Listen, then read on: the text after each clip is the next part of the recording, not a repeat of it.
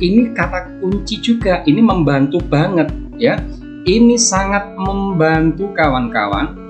Ya, kalau ada kata on the other hand itu berarti menyatakan sebuah perlawanan, kontras. Berarti mengkontraskan antara paragraf 2 dan paragraf 3. Assalamualaikum warahmatullahi wabarakatuh. Berjumpa kembali kawan-kawan semuanya dengan kami Studio Video Tuvo yang ada di Jombang, yang juga bagian dari Bimbel Mat Inc yang juga ada di Jombang. Kawan-kawan, pada kesempatan kali ini kami akan membawakan salah satu sub materi soal yang biasanya muncul di reading. Ya, soal itu apa? Silakan Anda simak untuk yang berikut ini. Saya mulai demikian dulu kawan-kawan. Ketika kita mempunyai sebuah ide, ya, kita mempunyai sebuah ide, tentu ide itu ingin kita sampaikan kepada orang lain. Maka caranya adalah dengan cara berbicara. Berbicara kepada orang lain. Kalau kita nggak bisa berbicara, kita bisa dengan cara menulis. Nah, berbicara atau menulis itu tentu kita punya cara menyampaikannya. Ya, jadi ide yang dibicarakan maupun ide yang ditulis itu memiliki cara. Caranya apa? Caranya mungkin Anda menyampaikannya dengan cara menjabarkan.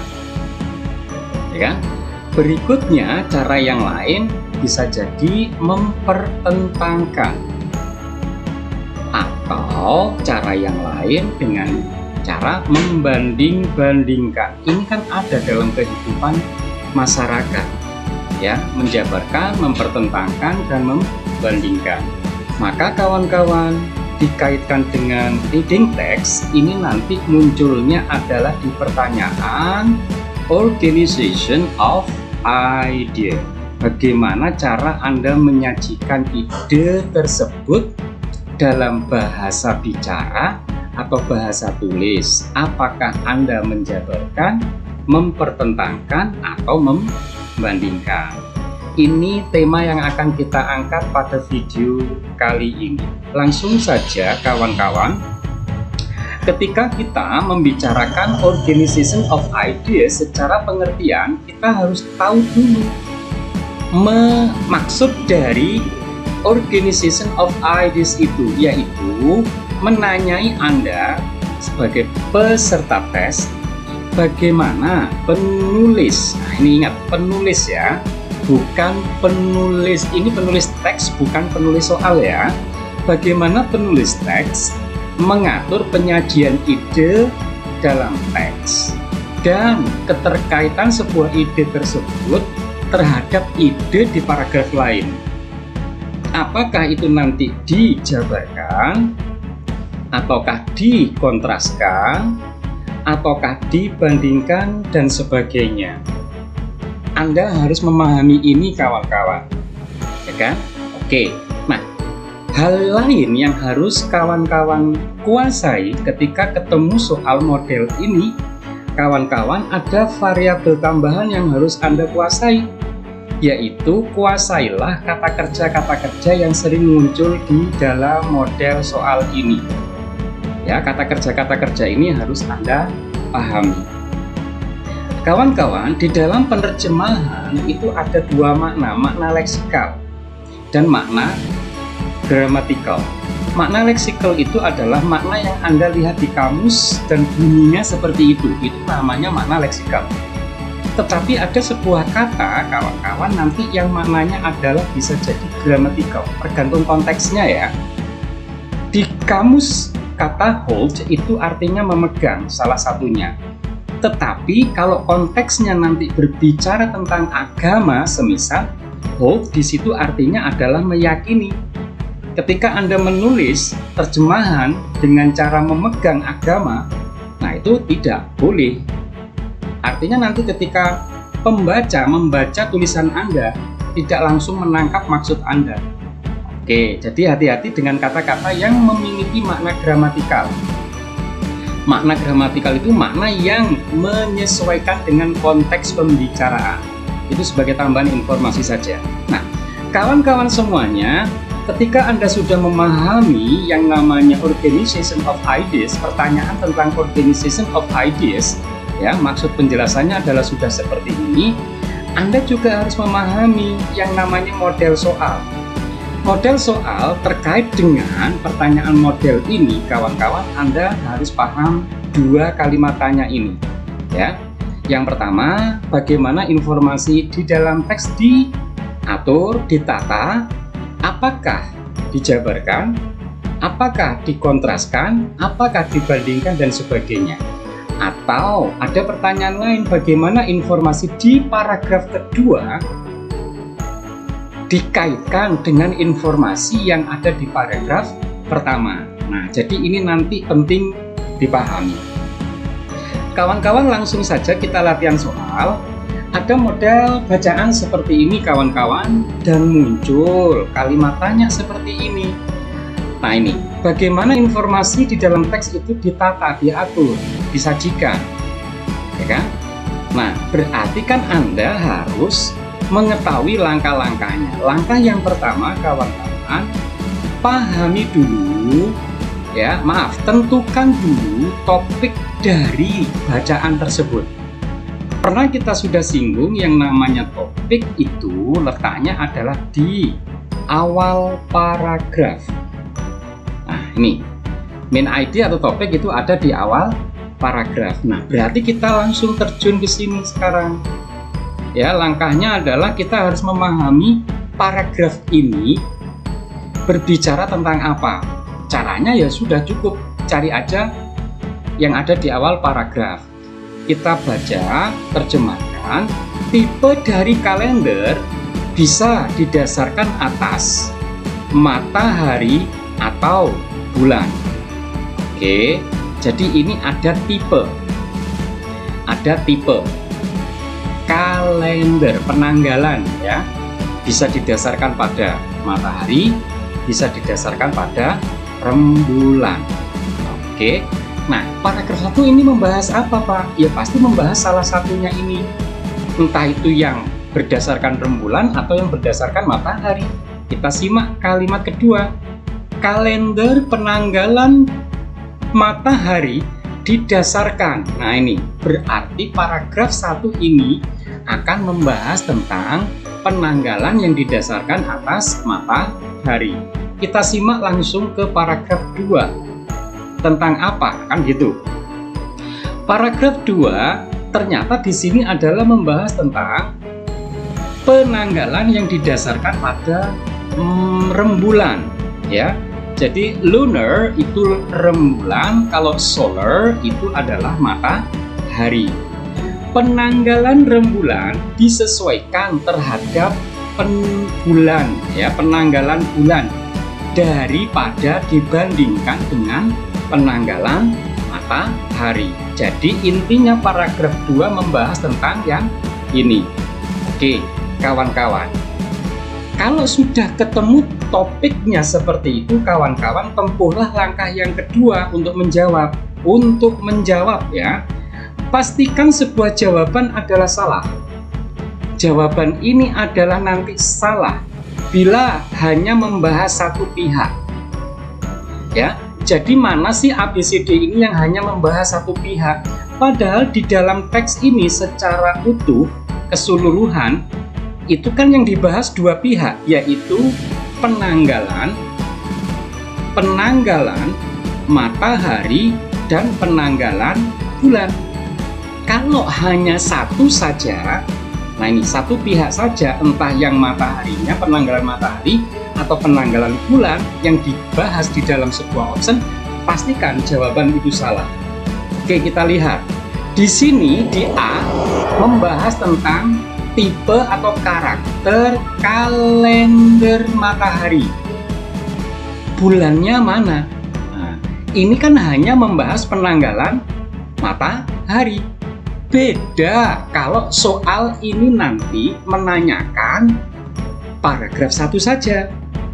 Sementara yang ditanyakan kan in the passage, berarti kan semua bacaan ini, baik paragraf 1 maupun paragraf 2. Ternyata di jawaban A hanya membahas paragraf 1, berarti jawaban A salah. Oke, kalau yang B 2 tipe mungkin benar. Yang C kekuatan dan kelemahan dari kalender rembulan. Berarti ini kan hanya paragraf kedua, berarti C salah. Gitu yang dimaksud sebagai trik yang kedua ini kawan-kawan ya.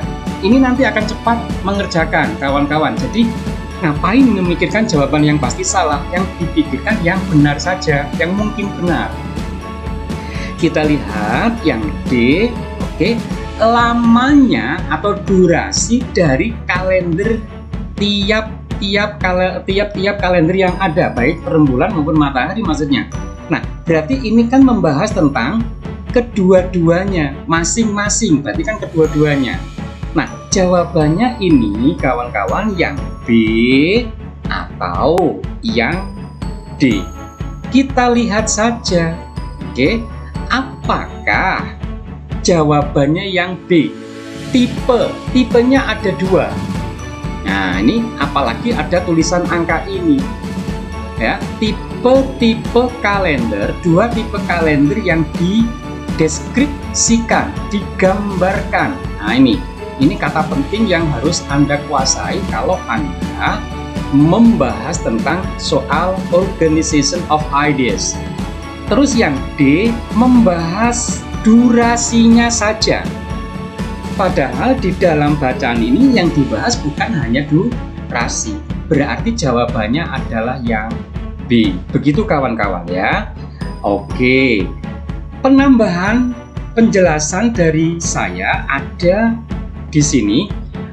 Yang dimaksud kenapa kok ini pasti salah, Pak? Bukankah model soal ini itu ada keterkaitan sebuah ide terhadap ide lain. Berarti kan harus kedua-duanya paragraf ini. Sehingga kalau dibahas satu paragraf saja, berarti jawaban itu pasti salah. Itu sebagai penegasan satu pihak pasti salah karena di sini ada keterkaitan. Kalau keterkaitan kan berarti ada 2 pihak. Kan begitu ya? Oke. Lanjut kawan-kawan. Nah, di sini ada model soal bacaan yang lain. Oke. Pertanyaannya sama, kawan-kawan. Yang wajib Anda ketahui, kawan-kawan, adalah kata-kata ini. Ini dijabarkan atau diuraikan, ini mengkontraskan, ya kan? Ini mendiskusikan. Oke, ini juga ada kata presented. Ini kata-kata kunci yang harus Anda bandingkan dengan bacaan ini nanti. Yuk kita lakukan langkah yang pertama. Tentukan dulu topik. Nah, topik dari bacaan, dari tiap paragraf kita lihat. Oke, konflik dalam sebuah organisasi tidak selalu dianggap sebagai sesuatu yang tidak diinginkan. Jadi intinya konflik itu tidak selalu menjadi masalah. Intinya di situ. Konflik, kalau saya bahasakan, konflik itu boleh ada. Oke, boleh ada. Berarti boleh juga tidak ada kan logikanya. Oke, berikutnya paragraf 2, temanya apa, topiknya apa? Menurut sudut pandang tradisional atas konflik itu harmful, berbahaya. Saya bantu dengan ini tambahan saya sendiri ya buat Anda. Konflik itu bahaya, berarti topik dari paragraf 2, konflik itu bahaya. Oke. Paragraf yang ketiga, the interactionist view, artinya ini adalah sudut pandang interaksionis. Apa itu? Adalah sudut pandang yang merespon, bukan yang melarang adanya konflik. Kalau ada konflik berarti nanti ada respon gitu loh ya. Oke. Ada kata ini kawan-kawan, saya kasih warna beda, saya kasih warna ini. On the other hand, ini kata kunci juga, ini membantu banget ya. Ini sangat membantu kawan-kawan. Ya, kalau ada kata on the other hand itu berarti menyatakan sebuah perlawanan, kontras. Berarti mengkontraskan antara paragraf 2 dan paragraf 3. Ini nanti berlawanan. Satunya memandang konflik itu berbahaya, satunya memandang, nah ini meyakini bahwa konflik itu bisa melayani fungsi penting dalam sebuah organisasi. Berarti di sini ada topik konflik itu penting. Nah, ada dua pihak yang saling berseberangan. Satunya menganggap konflik itu bahaya, satunya menganggap konflik itu penting. Kawan-kawan semuanya, ya, Anda lihat saja dari jawaban ini, kita lihat dulu, ya. Trik yang kedua, pastikan sebuah jawaban adalah salah bila membahas hanya dari satu pihak saja. Oke, di sini kawan-kawan, Anda perhatikan di sini membahas tentang apa? Keaslian ide tentang konflik itu dijabarkan. Sangat berlawanan dengan yang saya lingkar warna merah ini, sangat berlawanan. Ini kan membahas tentang perlawanan, kontras. Nah, ini ada jawaban B ini ya. Oke, yang C mendiskusikan. Tidak mendiskusikan, tetapi ini mempertentangkan. Maka jawaban yang jelas adalah yang B, yang jelas benar. Dari kata ini saja kita sudah bisa memahami kawan-kawan. On the other hand, itu sebaliknya. Berarti penting memahami yang namanya conjunction. Oke, jadi itu kawan-kawan jawaban soal ini, yaitu dengan cara mengontraskan, ya. Oke, berikutnya